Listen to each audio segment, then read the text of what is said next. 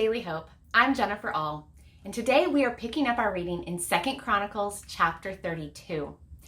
Now, if you've been with us, you realize that Hezekiah, the new king of Judah, has been doing a great job. Finally, God's people are rallying around the temple. Worship has been restored.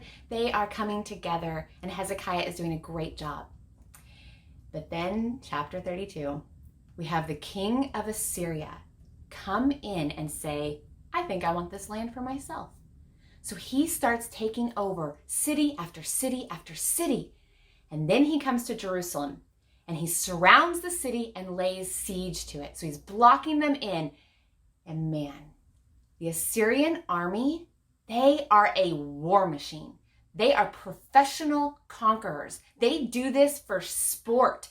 They have these massive battling rams, this technology that they bring with them. They bring with them mobile towers that they move alongside their battling ram, and they set it up to just so they can shoot arrows into the cities.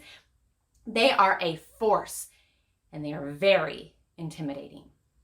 So Hezekiah and God's people are all in the city trying to fortify the walls,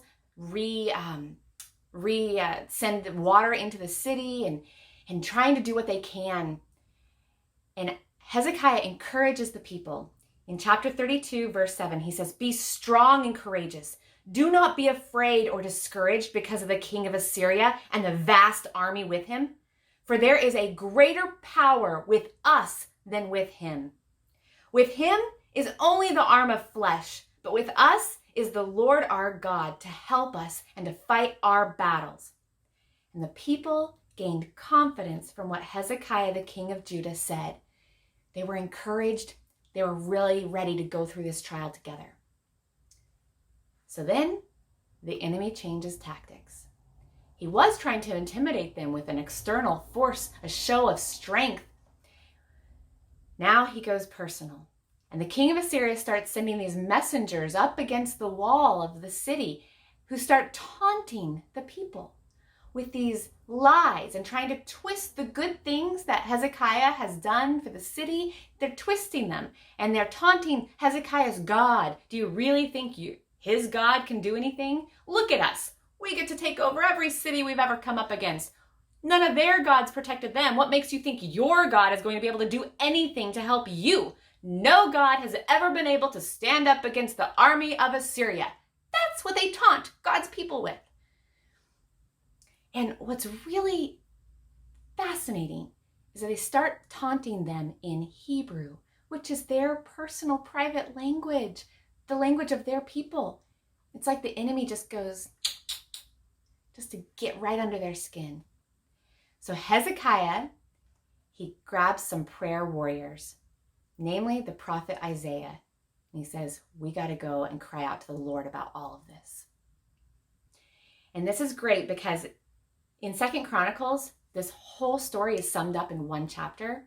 But if you flip over to the book of Isaiah, Isaiah records this episode, this scene here in 4 chapters. So it's really cool because we get an inside look at what those prayers were like.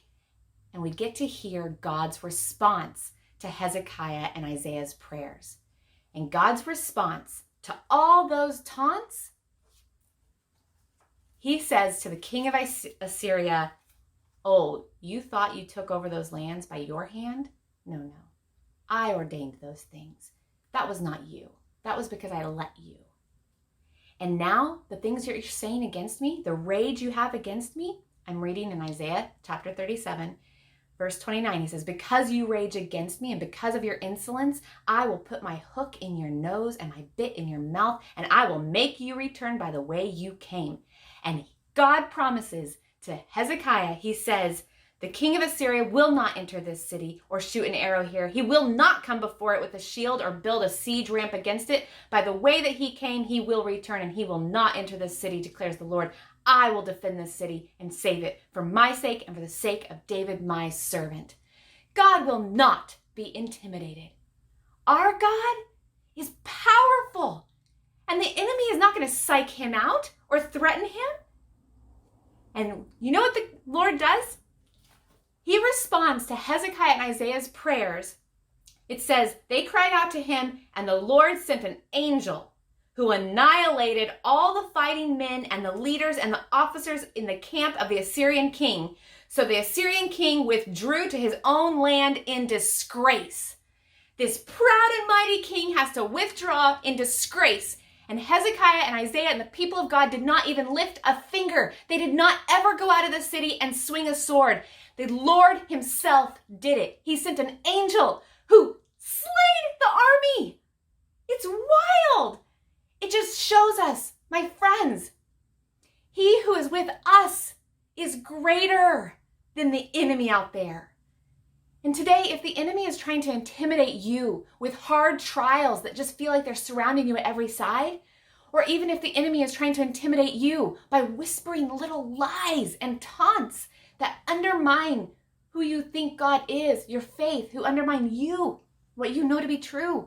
If the enemy is whispering things, just trying to get under your skin, do not be intimidated, because our God is powerful and mighty, and he is with us, and he is not intimidated, so we do not need to be either.